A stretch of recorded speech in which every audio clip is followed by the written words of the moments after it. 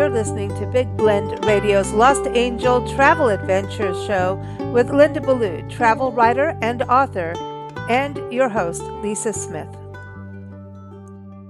All right, so everybody, it is time to talk about Hawaii today on our Lost Angel Travel Adventures show with Linda Ballou. It is National Pacific Islander Heritage Month, and so of course we're going to go to Hawaii because we look back at her novel Wai-nani, which is an awesome book to go and get. I remember, I think it was the first novel that I'd read of yours, Linda, was Wai-nani. Yeah, actually, when I think back, the first one I published, yes. The first novel, yeah. Before it was, we did Your Lost Angel Adventures, and this one was a novel, and it's fantastic read that really does delve into the history of the Hawaiian people. So today you're going to take us kind of around island hopping to some of the sacred sites, right? Right, I am. And I think a good place to start is on the Big Island because that was the center of their culture. The culture. My book is the time span is between 1750 and 1819, which was when Kamehameha the Great rose to power and united the Hawaiian Islands. So if you start out at the King Kamehameha Hotel, which is in Kona, Kailua on the Big Island, you can go into the hotel gallery area, and they have Herb Kane's art. And he died, I think, in 2010. But he was a wonderful artist who captured very realistically the village life, the voyaging canoes, the warring warriors, and you get a very good overview of the Hawaiian culture as it existed during that time period, which was the golden age of the Hawaiian Islands. The Ali'i rule and, as I say, Kamehameha rising to power. So that's a really good place to start, because it gives you a notion of the people and how they lived and so on. So the Big Island, like I said, was really the center of their world for the most part during that time period. But Captain Cook landed on Kauai first in 1778, but he didn't stay on Kauai. He captured a couple of Hawaiians and continued on his voyage up into the Northwest, which was very hard on them. I bet. Gosh. And then he returned and landed in Kealakekua Bay, which is on the Big Island. So that is a very, very, very important place in the Hawaiian Islands because that's where Cook landed. And the Hawaiians, there were like 2,000 Hawaiians at least living on the shore when he arrived.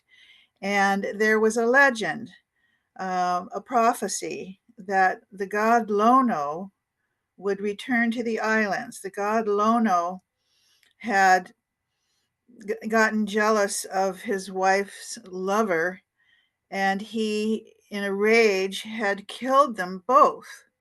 So he was cast out. He was roaming around the skies in his canoe with white sails and had been doing this, for hundreds of years. But there was a prophecy that Lono would come back one fine day. So when Captain Cook pulled into the bay with white sails on his ship, the Hawaiians thought he was Lono. So he was greeted with tremendous, celebration and given all of the food. They've, welcomed them with, open arms and brought them into their village and, fed them and let them, repair their ship and so on. And then one day, one of the sailors died. And then they went, wait a minute, gods don't die. Who are these people? So there was a huge misunderstanding.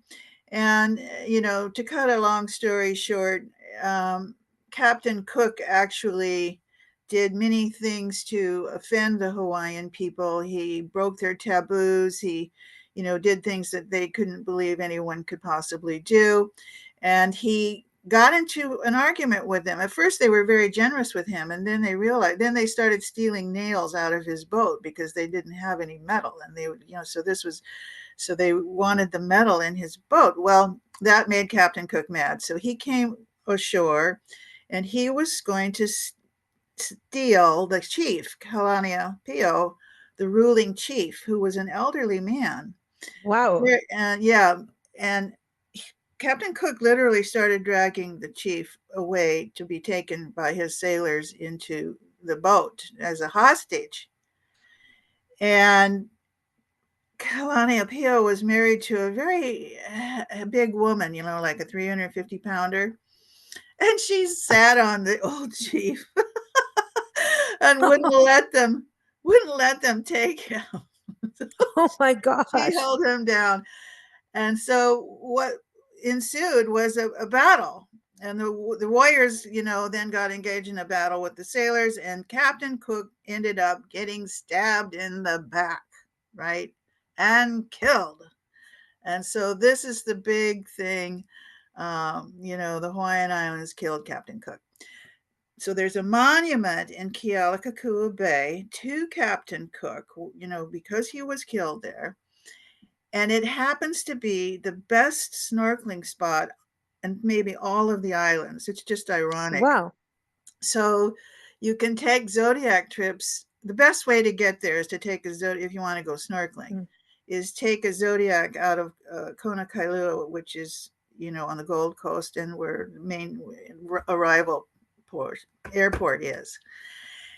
Or you can go to Heiau. Anyway, you can take a Zodiac, which I did, and into that bay, and because it's a long hike to get to it. You can arrive to it by land, but it's a long hike. So Zodiac in, which is a ton of fun to go along the coast, zooming along the coast, and then snorkel there, and you will see, I don't know, 50 spinner dolphins doing little somersaults and carrying on. You will see the most colorful corals in the islands probably, and just a ton of marine life just buzzing around there right in front of the monument to Captain Cook. It's just ironic. It's just ironic. Anyway. It's wild that they even put a monument there, but it is documenting history. But Absolutely. at the same time, it's still like, because he was in Australia. He wasn't really the nicest man. He's kind of like, reminds me of what's his name with the golden hind, Drake. Yeah, Drake was not a nice guy either. Well, a lot of those mariners were not nice guys. Well, Captain Cook was actually a good captain in the sense that he took care of his men. He, made certain they didn't get scurvy and things like that. He did not engage with intercourse with the women, but the sailors did, and of course they brought disease. In New Zealand, the Maori people would not let Cook land, and because they were a much more aggressive group and warlike. And the Hawaiians were, as I say, they thought he was the god Lono. Basically. So anyway, my book, I got involved in the Hawaiian history, and I felt the Hawaiians had gotten a bum rap. There were plenty of reasons for them to kill Captain Cook. All right. So but her sitting on him, that's like, yeah, it was hysterical. But you do what you got to do, it's a different culture too for people to understand that, when we're talking, like this, it's a different culture and a different time. But wow. So well, it was Captain Cook's habit to take a chief as hostage when he would enter a strange place, because then he had control of the native population. So that was something that he did. And at any rate, we'll talk more about the Hawaiians, then we'll get beyond Cook. But that was an important part and an important place. If the sacred spots in the islands, it's a very important place. But very close to that is really a very special place for the Hawaiian history and culture, and that is the place of refuge. And it has a Hawaiian name, but I'm not going to try to pronounce all the Hawaiian words. I will use Western terms. It is a place of refuge, and it has these enormous rock walls around it. that you can't imagine how they built it. And it has carved statues of Ku, which was the war god, and Mm. Lono, who was the god of agriculture and peace. And it was a holy place, a sacred place. And the bones of the great chiefs were hidden in the walls. And they had an ali oxen free kind of a justice system. They were ruled by the Polynesian Kapu system, which was very harsh. When the Tahitians arrived in 1250, they brought this Polynesian Mm-hmm. system with them, which called for human sacrifice and women in separate houses, and eating different. They had all sorts of rules. And for instance, if you walked in the shadow of a chief, you could be killed for that. You could be Wow. clubbed to death by the priests. So if you broke a kapu, you could possibly run fast enough to get to the place of refuge. And if you could get into the place of refuge and the priest would receive you there, you could do penance. You could do enough praying and, good deeds, and you could be eventually allowed to return to society. So Wow. yeah. So there was some forgiveness in the culture for kapu breakers. And this place of refuge that's on the Big Island really, I think it really gives you a sense of their culture. And it's a very Mm. important and very well preserved place. So there's that. Wow. But So is this the National Historic Park that people go to? Is that the yeah, same place? it Yeah. is a historic park, yes. And Okay, so it's a National Historic Park for now. That may change in its name soon. So that's wow, what history. I had no idea. Like this is well, you went to all these places I too. did. So then you take us to Maui, right? So We're not that's leaving. We're not oh, leaving the we're not Big leaving. Island yet, because the Oh, Big okay. Island, as I say, was the center of their culture. There's many important things there. And one of the very important things on the Gold Coast, I'm going to use the word temple. Their word is Hikiau, Hmm. but we'll use temple because, I think people can relate to that. Kahamanu, when Kamehameha, when he rose to power and fought all the wars and won the wars on the Big Island. There were warring. He was warring with people on the other tribes on the Big Island, as well as with the other islands, to bring him under his rule. So he built a temple to celebrate his unification.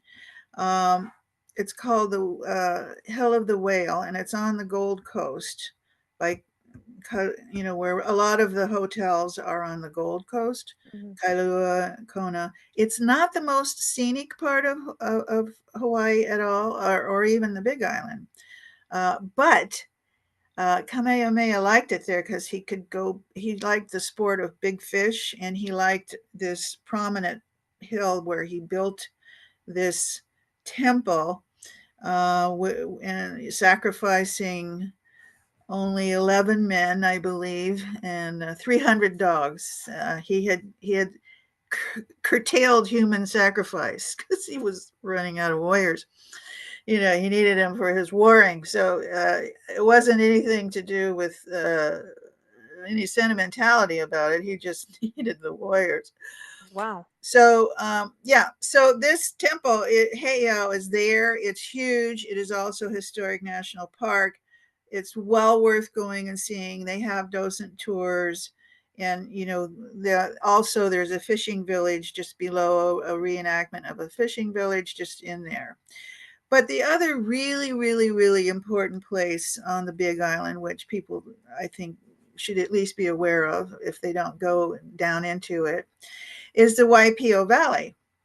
So the Mm. Waipio Valley is the valley of the gods, and they're Pali, or the cliffs surrounding it, are U-shaped around this valley, and then it faces very rough surf. So it was a place that was safe, where Okay. the royals, the alihi, could go there and relax because they couldn't be approached by warring Oh, other powers. nice. So yeah, so it was also so saw an ad in the LA Times.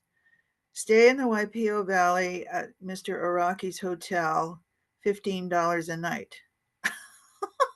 I went, Yeah. my God, I have to go.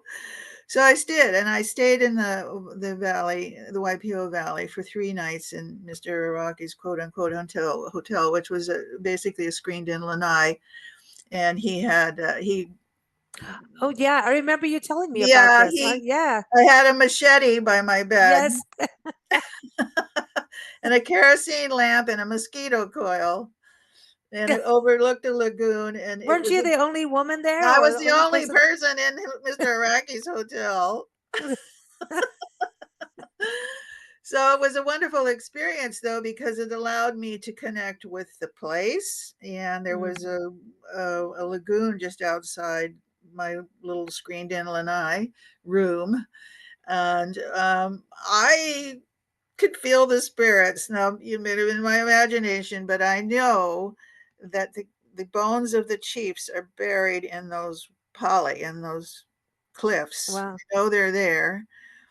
And I know that if you remember Isabella Bird, she came and was hosted there by Alihi Royal, and that was in 1873. And Mm. it was still a very sacred, special place where she was treated royally by the Hawaiians. And there's a three-tiered waterfall at the back of the valley. And I have a scene in my book where Kamehameha does a diving competition against uh, Hmm. Kehikili, who was the moi of Maui, the chief of Maui, who was his arch rival, and who some say was his biological father. But Kamehameha never knew that.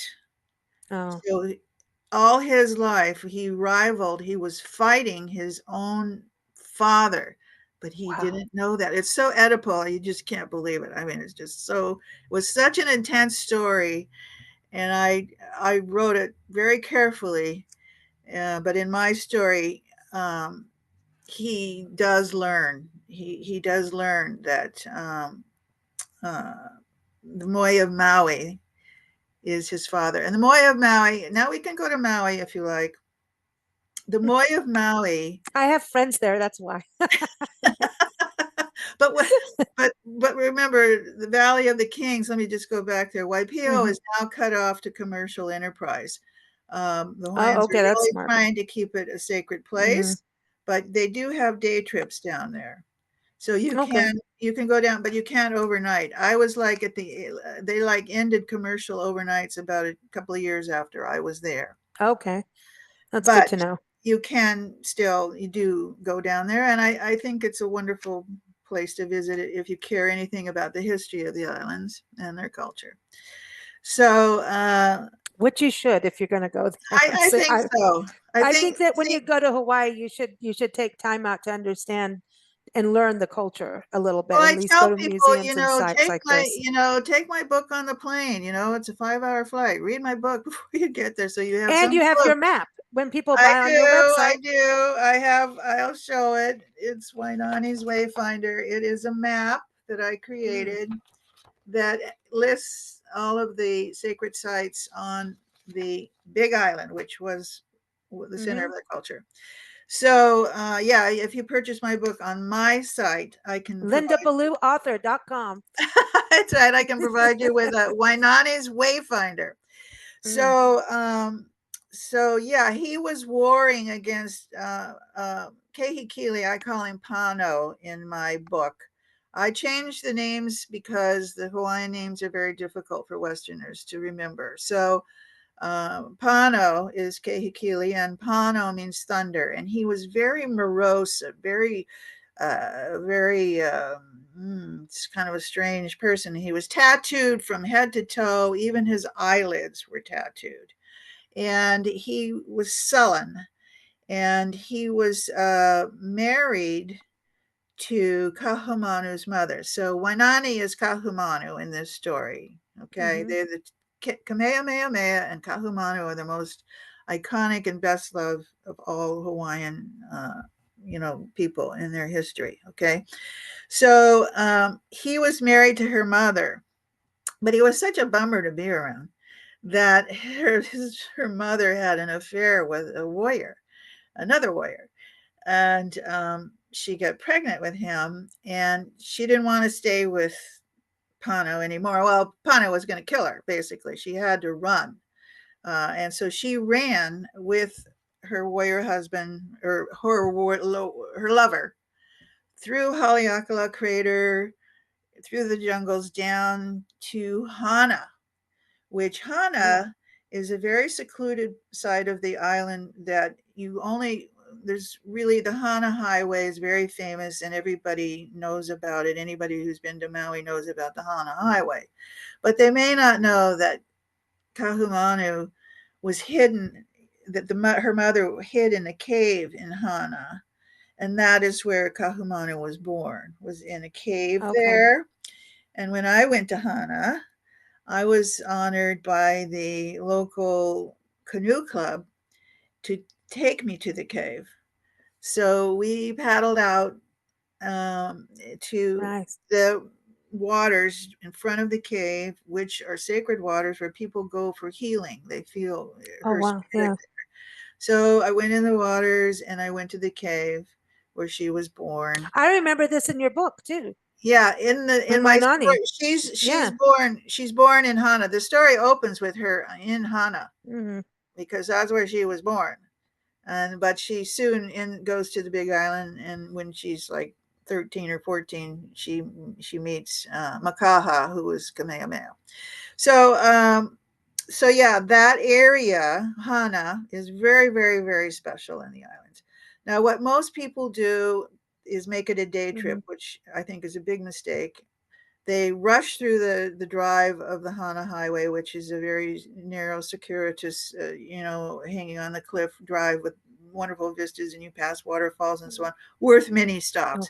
But people rush because they're doing a day trip, and they go to the sacred falls. They come sacred. There's a waterfall situation. And then there's a wonderful, wonderful hike through bamboo forest up to a wonderful waterfall, all worth doing, but certainly worth taking your time with. But what most people do is rush in, hike, and rush back. What they miss, and what everyone has missed, that was just discovered in 1999, is the oldest Heiau temple and the largest, that was built in the 1200 by Pilani, and it's in the Kealakekua Gardens. And if you don't read about it, but if you go there, spend a night, and it's expensive, but there are some Airbnbs there. I mean, it's got a very expensive hotel. You can't, unless you're quite well off, you can't stay there. But there are Airbnbs that you could probably afford. And Hana is so special.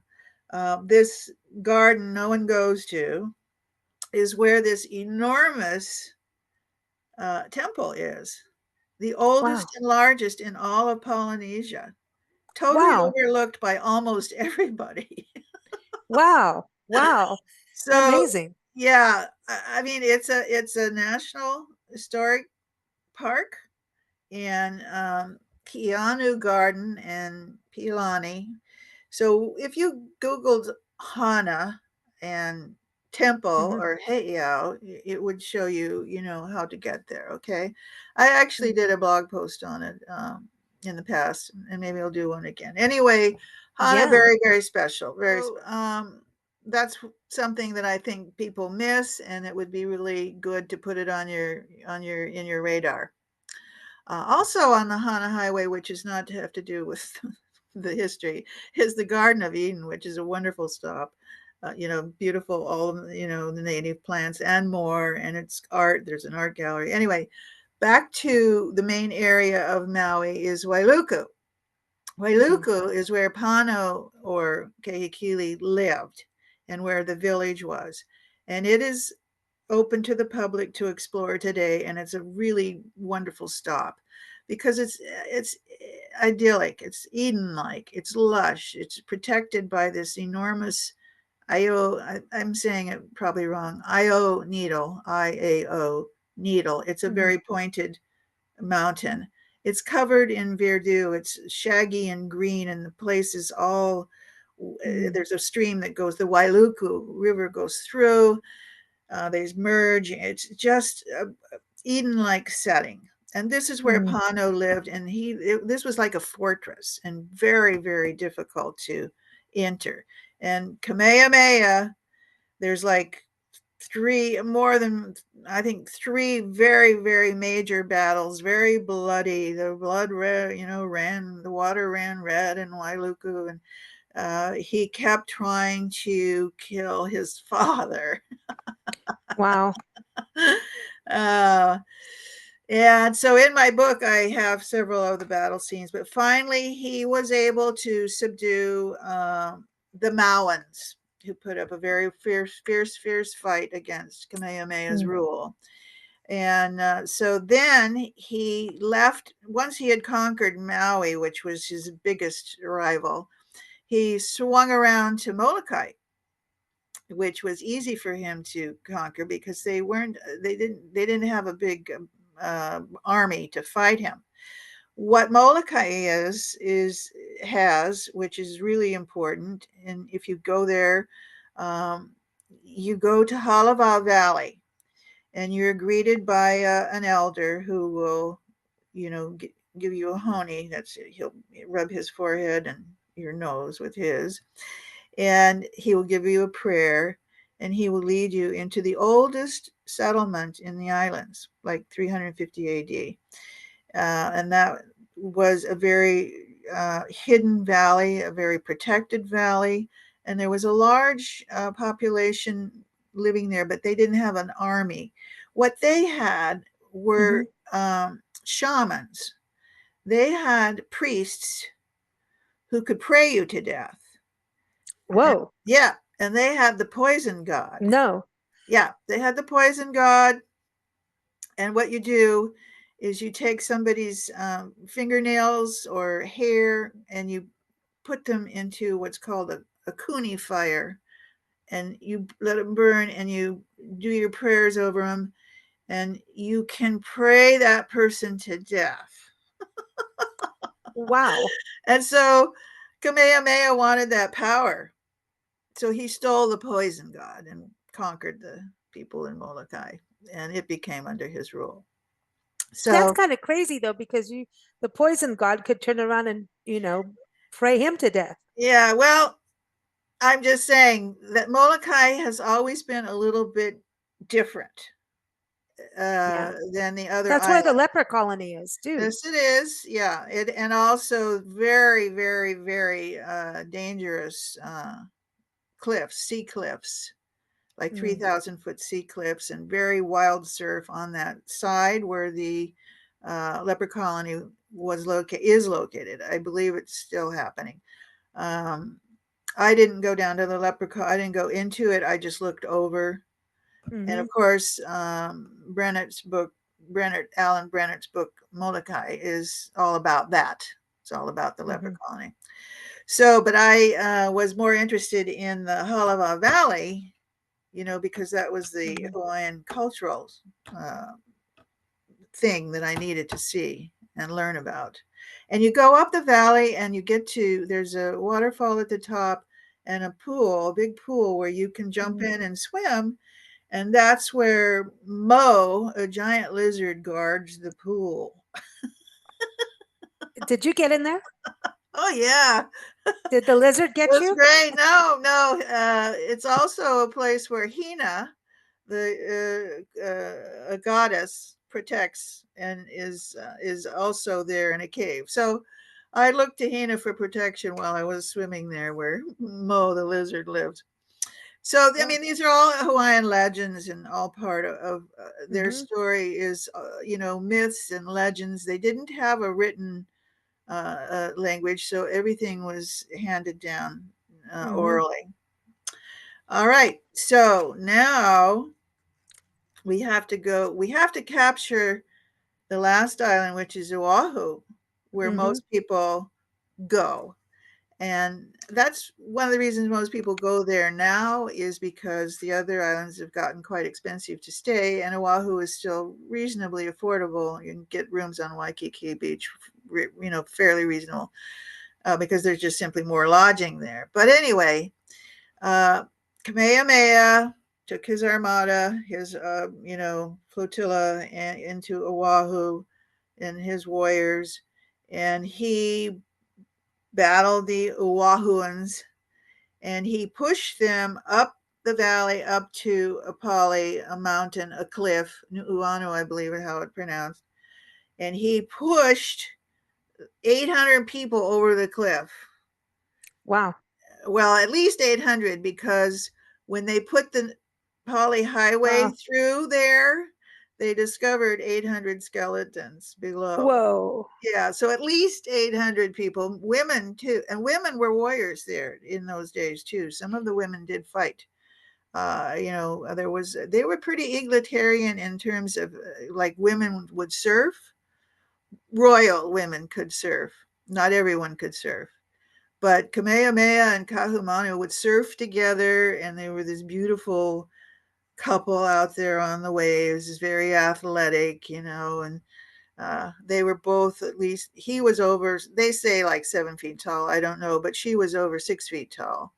They Wow. were very statuesque, and they were this way because of inbreeding. Mm-hmm. So they cultivated, they inbred to keep the bloodline clean, and as a result, they had this very gigantic group of Wow. beautiful people. They didn't save ones that were deformed or whatever. They didn't have any sentimentality, like, in that regard. Let's put it that way.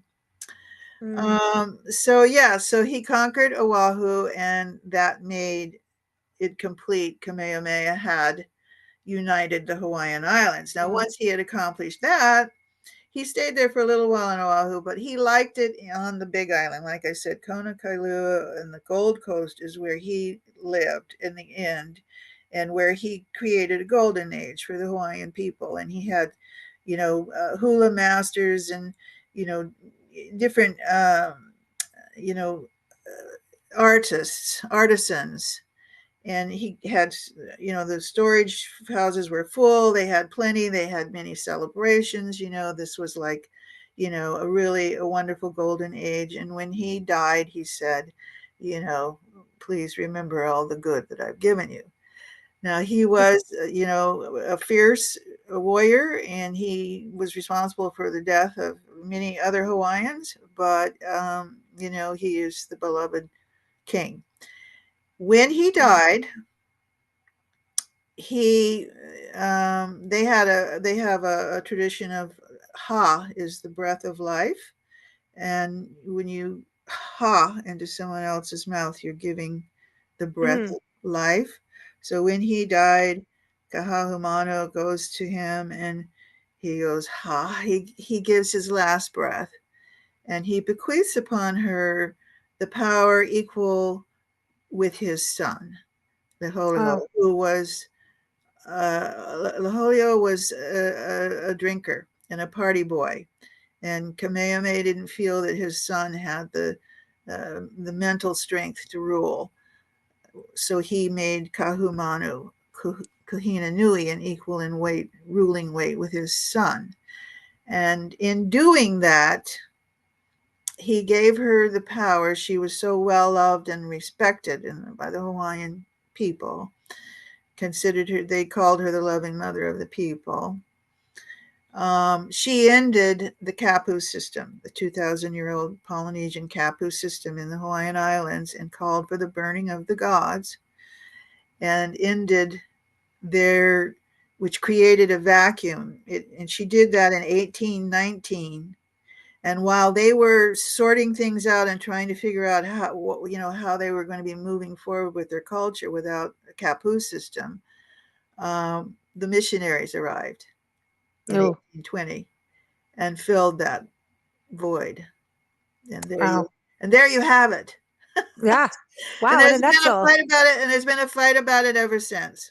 Right. Yeah. Because even today, Kahaumanu is loved by many. I'm sure her birthday is celebrated on Maui, particularly hugely because she was born there, and they have huge celebration for her every year.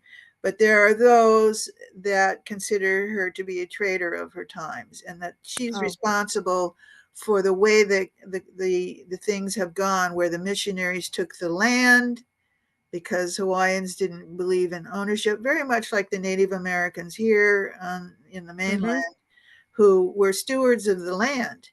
And the Hawaiians were they were environmentalists in many ways, especially with the marine life. They would not fish during certain times so that the fish had time to breed. They had fish pools where they fished Mm-hmm. in a way that was not that they always would have more. you Right. know they didn't abuse the environment, and they were connected to the land, hugely connected to the land.